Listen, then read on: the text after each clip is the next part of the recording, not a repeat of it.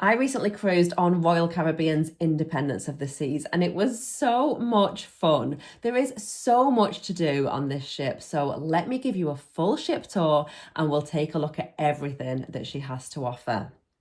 I'm going to start on deck 12 at Johnny Rockets.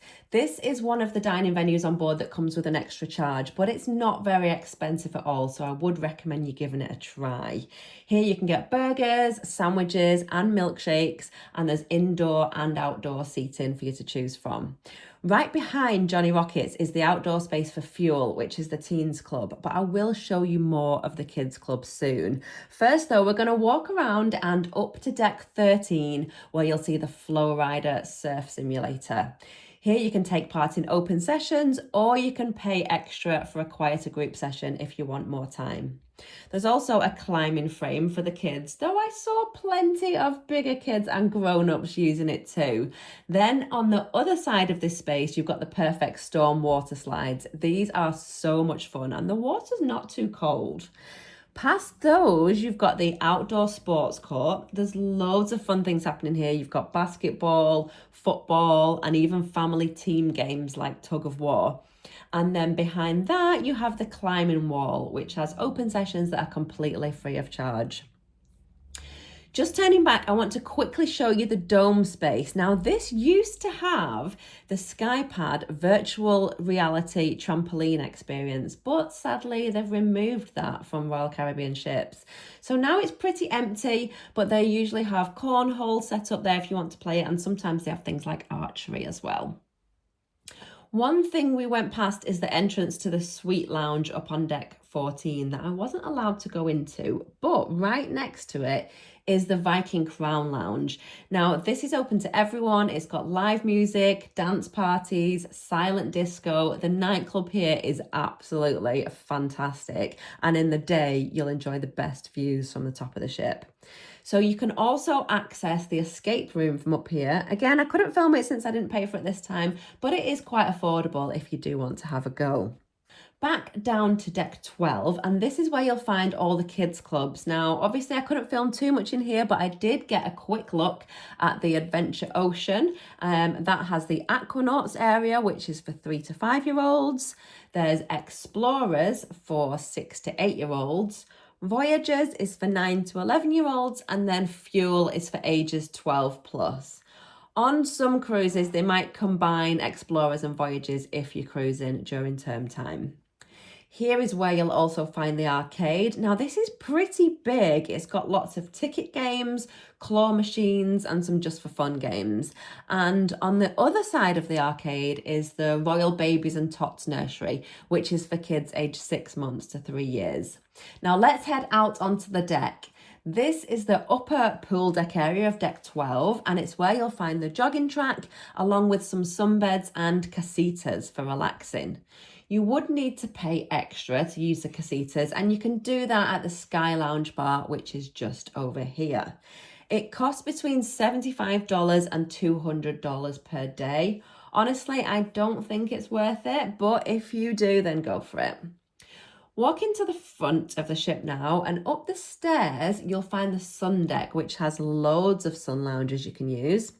And then around the corner is Independence Dunes, which is the mini golf course. We did have a game. It's simple, it's good fun, even if it does get a little bit windy sometimes. Down on deck 12, just below the mini golf course, is where you'll find the spa, which I was able to have a quick look around. There are tons of treatment options here, beauty treatments, massages. It is best to come here on the first day because then you can have a look around, chat about the options, and maybe get a discount if you book more than one thing as well. Below the spa on deck 11 is the fitness centre, and it's huge. It's got plenty of machines to use, and there are classes on every day as well. Heading out from the gym, you'll find yourself in the adults only solarium. So this has got its own small pool. I love this cool bridge, and there are plenty of comfy padded lounges as well. There's no kids here, so it's a great spot if you want some peace and quiet. The pool is quite cold, but the hot tubs on either side of the ship are the perfect spot to unwind, and they're actually open all night. So you can come in here at 3 a.m, no problem. There's also the solarium bar, so you don't have to go far to get a drink. That's not open at 3 a.m. though. Leaving the solarium space on the starboard side, you'll find the towel station. Towels are free. You just need to scan your SeaPass card and you'll be given one. Then you need to make sure to return it to avoid that $25 fee. And no reserving sun loungers, of course. There are lots of signs to remind people about that. Now we're at the main pool area, and again there are loads of sun lounges and tables along the sides of the ship where you can relax. This is where the sail away party happens too, and the big screen has movies on every night, usually one in the evening and one later on. Oh, and don't miss the belly flop competition. It is absolutely hilarious. The pool bar's here too, and then there are 3 more whirlpools. On my cruise there were loads of kids using them. Is that controversial? I know it does split opinion, so let me know what you think about that in the comments. Walking across to the port side, you've got even more sun lounges, and this covered space over here is the main smoking area on the ship, so bear that in mind if you want to smoke or if you want to avoid it. Then a little further down, we have Splash Away Bay, which is the kids' pool area. It's got splash areas, smaller water slides for the kids. There's loads of fun things for them to do here. Over in the corner is Fish and Chips. This is a free of charge venue. It offers, well, you can guess. There's also chicken, and you can just get some chips if you want. My tip is to get 2 portions of the chips, as they're quite small, but they are really, really nice. Over in the other corner is the ice cream station. That's open from 11 a.m. until 7 and offers free soft serve ice cream with vanilla, chocolate or mixed options. And then at the aft of the ship, we get to one of the busiest areas, which is the Windjammer Marketplace buffet. The buffet is open for breakfast, lunch and dinner, and it has so many options to choose from. I'll show you a few bits now. Breakfast is pretty standard every day, but then for lunch and dinner, there are new options that you can choose from each day. So there are drink stations dotted around. You can pick up free water, lemonade, iced tea, and then there's a big bar for any other drinks that you want. We've also got 2 freestyle machines there, so if you have the refillable cup for sodas, you can fill them up here. Also, as you enter the Windjammer, you'll find 2 of the more popular specialty restaurants tucked into the corners. We've got Giovanni's, which offers Italian food, and Chopped Grill is the steakhouse. Now, decks 6 through 10 are all just staterooms, so I'm going to skip those. No need to show you loads of corridors with just doors on them. So the next stop on our tour is deck 5, and this is the heart of the ship. So we're at the front of the ship now and the entrance to the Star Lounge. Although I also want to point out the library on the right here. This is a really quiet space where you can read, you can do a communal jigsaw, and you can use the computers. You do still need the internet package though if you want to use them for anything outside of the Royal Caribbean website. The Star Lounge itself is a really nice venue. It's got all kinds of events. We've got trivia, family karaoke, live music. Also, the seats are ridiculously comfortable. You're going to need to brace yourself to sink very deeply into them. As you can see, it was also set up for the art auction while I was filming, but the art is usually kept in a separate space that I'll show you shortly. Now back onto the Royal Promenade and past these elevators, you've got shops over on your right and then Sorrento's on the left. So Sorrento's is open from mid-morning until really late at night. It is a free of charge venue for pizza by the slice. You can get some other snacks there, and you can also request a whole vegan pizza, which I did several times. Just outside Sorrento's are the other 2 freestyle drinks machines on the ship. Queues can get quite busy here. We've got lots more shops too, and then the Ale and Anchor, which is the British style pub. Seating's at a premium here, especially when there's live music or trivia, so you are going to want to get here early for that.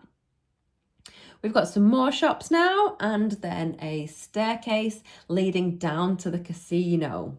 And just past that is Vintages. This is the wine bar, another spot for a drink. It's really stylish. There's loads of great drinks to pick from, and they do lovely gin here as well. Now we've got this fun car with some massive teddies inside. Those are to stop you from getting into the car. Yeah, you can't do that. We've got some more shops here, and then there's the ice cream parlour. So the ice cream here isn't free, but you do get more choice, and then there are different toppings you can pick from as well. Across the way is Cafe Promenade, which is another free venue that offers snacks like sandwiches, pastries and cookies, plus Starbucks coffee. Starbucks is included in your drinks package. The line here is always quite big, so make sure you don't queue in the coffee line if you just want a snack, because there's a separate order point for food.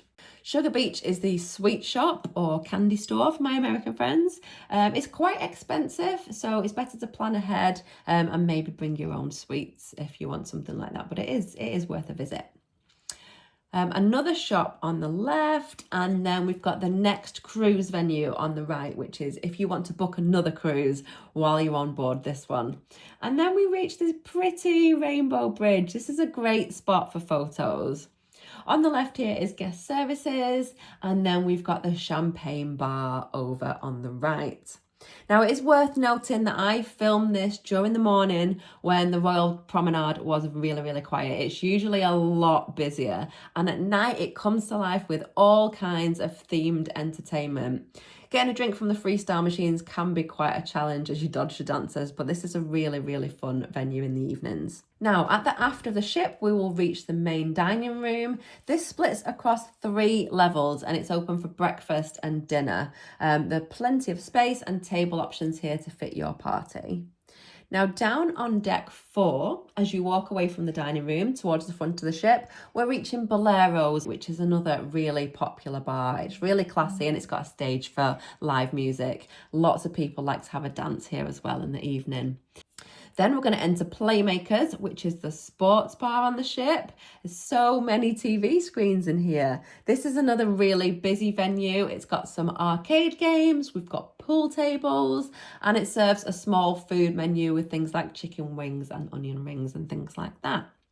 Then we get to the casino, which is massive. Again, it's usually really busy in here when it's open, but there are enough machines and tables that you can always find something to play on if you want to go. Past the casino and we'll get to the Schooner Bar. This is a really nice space for a drink, and they often host trivia here as well. So when that's on, people are standing in every available space. The trivia is so popular. Then right at the front of the ship, we get to the Royal Theatre. This is split across 2 levels and it hosts comedy, movies and the big theatre productions. It was Greece when I was on board and it was fantastic, although I do believe that that's changing at the end of 2025. Deck 4 is where you'll find the promenade, which runs all around the outside of the ship. This is a great spot to watch as you sail out of port in the afternoon. And then down on deck 3, there's not much to show you at the front of the ship as it's mainly staterooms, but there are some fun things towards the aft. As you move away from the dining room, you get to the art gallery. When the art auction isn't being held, you can browse the art here and inquire about anything you're interested in. They rotate the art that's on display daily too, so it's worth coming back a few times to have a look if you like that. Past that is the Focus Photo Gallery, and here you can browse the official photos you have taken during your cruise and buy any that you like, and you can also get some fun frames and accessories. There's also a studio where you can get portraits taken. And finally, past that, you get to Studio B. So Studio B is the ice rink on the ship, and this has shows like Freeze Frame with super talented ice skaters, but it's also open to ice skating sessions that you can take part in, and that's completely free of charge. And then on some days it converts into the laser tag arena, which is another really fun and free activity that you can book on the app. And that's it. Down on deck 2 is just staterooms and the medical centre, so not so much to show you, but what an amazing ship. Hopefully you've enjoyed this tour. So Independence of the Seas has 2 sister ships, which are Freedom of the Seas and Liberty of the Seas. They are very, very similar, so if you're thinking about a cruise on one of those, then this is a good guide to use as well. And I've got loads more ship tours on my YouTube channel, so take a look at those as well if you're interested.